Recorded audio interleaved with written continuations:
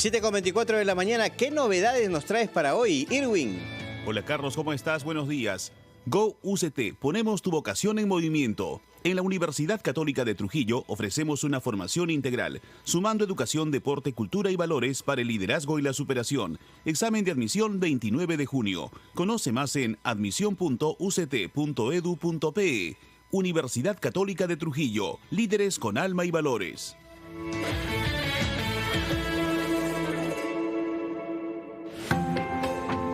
Espacio Vital.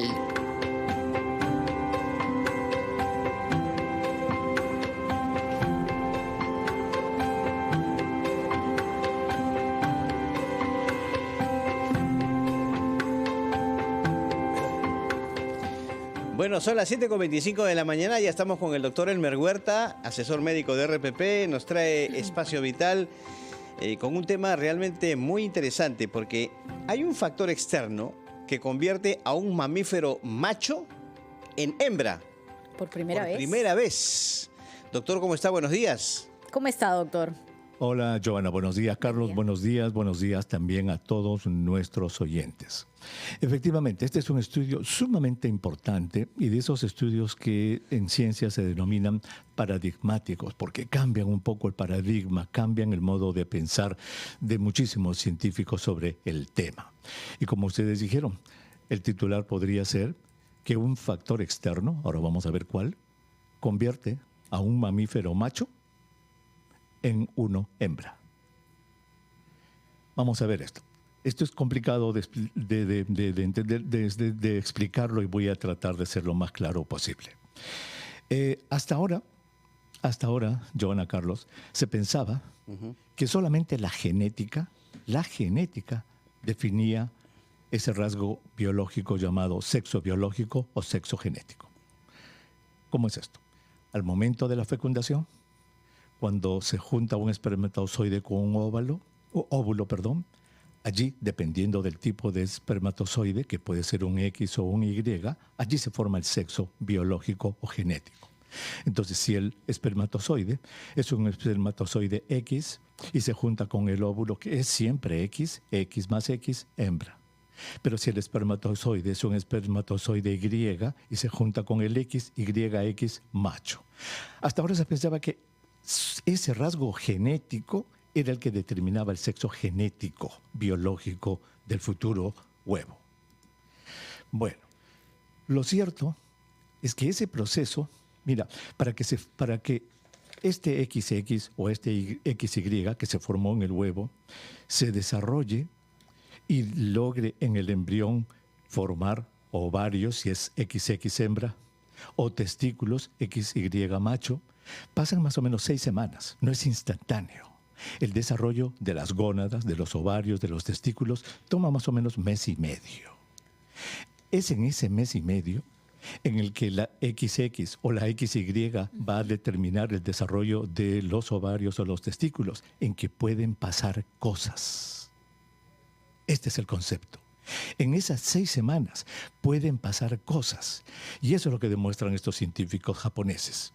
Lo que ellos han demostrado es que si en esas 6 semanas en que todavía no se han formado los ovarios ni los testículos, obedeciendo a si es un XX o un XY, si la madre tiene niveles muy bajos de hierro en su alimentación, o sea, tiene anemia,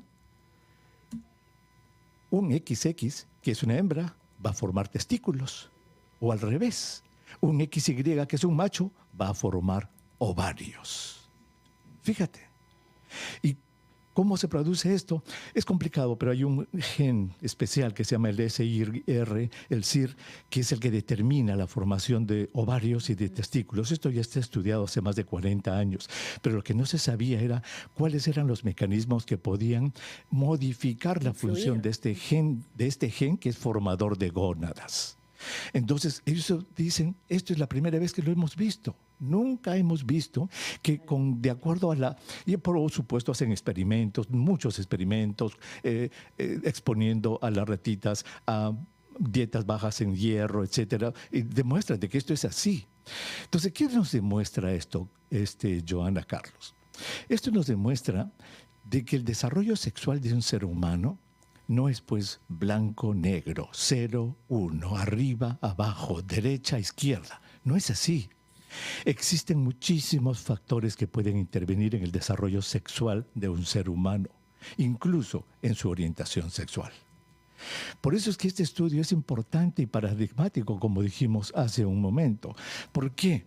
Porque muchas veces escuchamos que existen personas, obviamente prejuiciosas, desinformadas, que juzgan a las personas intersexo, a las personas transgénero, a las personas que tienen una orientación sexual diferente y les dicen son depravados, han escogido ese estilo de vida. Y no es así. Este y muchos otros estudios que ya se han publicado indican que hay factores biológicos que intervienen en el proceso para formar simplemente seres humanos diferentes. No es de que, como dicen estas personas prejuiciosas, sean degenerados o degeneradas. Por eso les decía que este estudio es realmente paradigmático. Nos pone en evidencia de que el desarrollo de ovarios y de testículos está determinado por factores que se le llama epigenética, la ciencia de la epigenética, factores externos, en este caso el hierro, Joana Carlos, que son capaces de modificar tu genética, que hasta ahora se pensaba que era lo único que podía determinar todo.